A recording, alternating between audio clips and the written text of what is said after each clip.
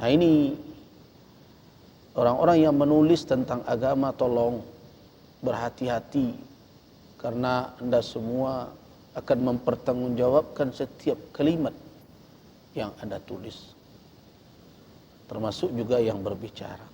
Ini orang yang dikatakan meninggalkan itu, kan sekarang dipakai-pakaikan itu hadis. Hadis Nabi SAW dalam riwayat Al-Imam Muslim. Hadis dari Ibnu Umar. Hadis dari Abu Hurairah. Begitu juga dari riwayat dari Ibnu Abbas. Nabi SAW di atas mimbar beliau pernah mengatakan, bersabda, la yantahiyanna aqwamun an wad'ihimul jumu'at au la yakhtimanna Allah ala qulubihim thumma la yakununna minal ghafilin. Ini hadis yang sekarang juga disebarkan karena kebiasaan dari umat hari ini.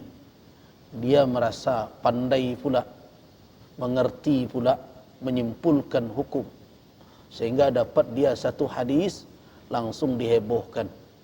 Bahkan ada pula yang berdiri menyampaikan kepada jamaah dengan satu hadis. Lihat ini, Rasul melarang meninggalkan Jumat. Ini hadis Nabi. Kadang tak dibaca matanya, terjemahkan saja juga yang dibacanya.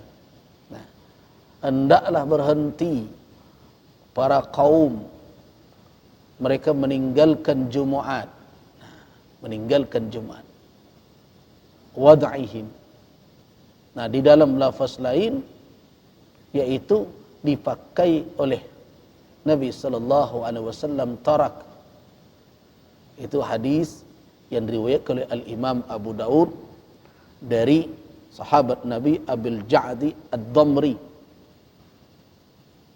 di mana Rasulullah SAW mengatakan, man taraka thalatha juma'in. Nah, siapa yang meninggalkan 3 Jumat. Nah,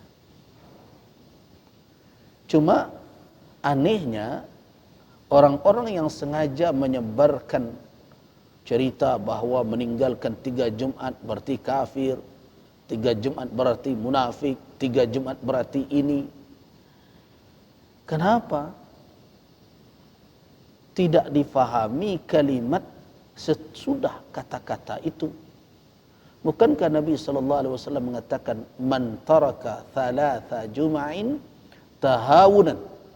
Siapa yang meninggalkan 3 Jumat tahawun. Tahun artinya apa? Menganggap enteng. Jadi ada 2 kalimat di situ yang perlu difahami. Yang pertama tarak, yang kedua tahawunan. Orang yang dikatakan taraka, meninggalkan suatu ibadah, idza kana, apabila orang itu mukallafan, dibebani dengan ibadah tersebut. Wanita sepanjang umurnya meninggalkan Jumatkah dia? Tidak. Apakah mereka meninggalkan Jumat sepanjang umurnya karena mereka tidak pernah melakukan salat Jumat? Tidak, mereka tidak meninggalkan. Kenapa?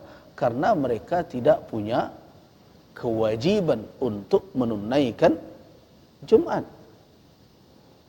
Orang yang bermusafir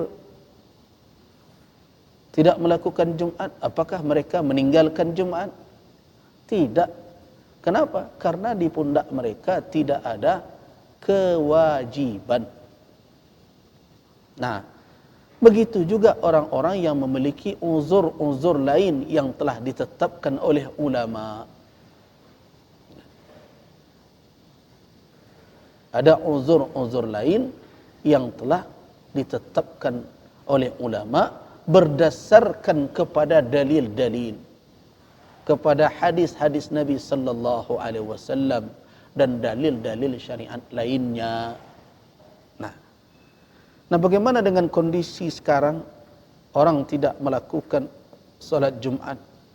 Apakah dia dicap orang yang meninggalkan Jumat? Tidak.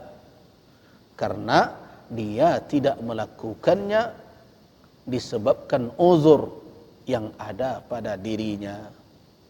Jadi secara hukum dia tidak meninggalkan kewajiban. Apalagi kalau ditambah dengan memahami kata tahawun. Tahawunan. Kalaupun ada yang mengatakan kan dia tidak Jumat juga, berarti kan meninggalkan Jumat. Iya, tapi kalaupun dimasukkan dalam kategori meninggalkan, apakah dia meninggalkannya tahawunan?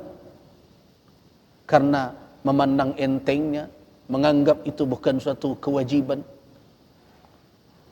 di dalam syariat Islam. Bukan. Dia tidak melakukan Jumat karena uzur syar'i. Ada uzur yang dipandang di dalam syariat. Nah, jadi apakah bisa diberlakukan orang yang meninggalkan, pernyataan orang yang meninggalkan 3 Jumat berturut-turut, walaan atau mutataliyat, beriringan, kemudian orang itu dicap adalah telah keluar dari Islam? Tidak. Mari kita berselindung kepada Allah Subhanahu wa taala dari mengkafirkan orang. Mengkafirkan orang karena sesuatu yang tidak punya alasan sama sekali. Kalaupun wabah ini memanjang, kemudian kaum muslimin mesti meninggalkan ibadah Jumat bukan karena tahawun. Kalau toh dipakai kata meninggalkan, bukan karena tahawun, bukan karena memandang enteng, karena memang tidak ada kewajiban melekat di pundak kaum muslimin di daerah-daerah yang telah dikhawatirkan dengan pertimbangan, dengan informasi yang akurat dari pakar-pakar muslim yang dipercaya, kemudian mereka tidak menunaikan ibadah Jumat di tempat itu. Apakah mereka masuk di dalam celaan atau di dalam ancaman hadis man taraka salasa jum'in tahawunan? Tidak, mereka tidak termasuk dalam ancaman hadis itu. Karena itu yang saya ingatkan adalah jangan sembarangan mempergunakan dalil-dalil syarak kalau tidak memahami.